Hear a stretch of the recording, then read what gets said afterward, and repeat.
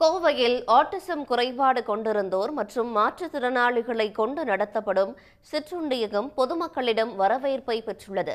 மாற்றுத்திறனாளிகளை ஊக்குவிக்க எடுக்கப்பட்டுள்ள முன்மாதிரி முயற்சி குறித்து விவரிக்கிறது இந்த செய்தி தொகுப்பு. கோவை புரூக்ஃபீல்ட் வணிக வளாகத்தில் செயல்படும் ஸ்வாக் கஃபே அப்பகுதிவாசிகளின் கவனத்தை ஈர்த்துள்ளது. ஆட்டிசம் பாதிப்பு, பார்வை மாற்றுத்திறன் உடையோர் 8 பேரை கொண்டு இந்த கடை நடத்தப்படுவதே இதற்கு காரணம்.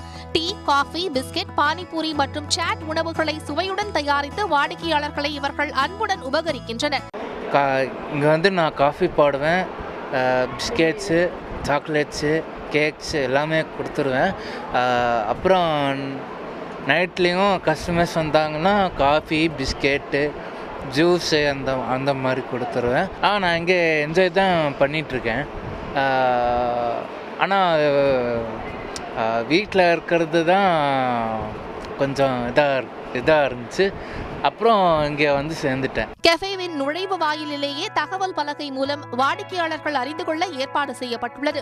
இதனை அறிந்து மகிழ்ச்சியுடன் சாப்பிடும் வாடிக்கையாளர்கள் மாற்றுத்திறனாளி ஊழியர்களின் திறனை மனதார பாராட்டி செல்கின்றனர். 2 ஷிப்டுகளாக செயல்படும் இந்த கஃபேவில் ஆட்டிசம் பாதித்த இருவரது தாயாருக்கும் கண்காணிப்பாளர் பணி வழங்கப்பட்டுள்ளது. இதில் என் பையனுக்கு பெனிஃபிட்டாக இருக்குங்க. என் பையனுக்கும் இந்த 2 காலை ஷிஃப்ட்டுக்கும் ஈவினிங் ஷிஃப்ட்டுக்கும் பசங்க கொஞ்சம் வெளியில் போகிறதுக்கும் எல்லாம் கஷ்டப்பட்டுட்டு இருந்தாங்க. இப்போ இங்கே வந்துட்டு அவங்களுக்கு சம்பளமும் கொடுத்து வேலையும் ட்ரைனிங் கொடுத்து வச்சுருக்காங்க. அவங்க அடுத்தவங்க கிட்ட எப்படி பேசுறது, நம்ம எப்படி பழகிறதெல்லாம் தெரிஞ்சுக்கிட்டாங்க. இப்போ புதுசாக இப்போ வேறு பக்கம் போனாலையும் கூட அவங்க நல்லா வேலை செய்வாங்க. அந்த நம்பிக்கை எனக்கு இருக்குங்க. இந்த கஃபேவானது கோவையில் மாற்றுத்திறனாளிகள் நலனுக்காக செயல்படும் தனியார் அறக்கட்டளை மற்றும் கார்ப்பரேட் CSR நிதியுதவியுடன் நடத்தப்படுகிறது.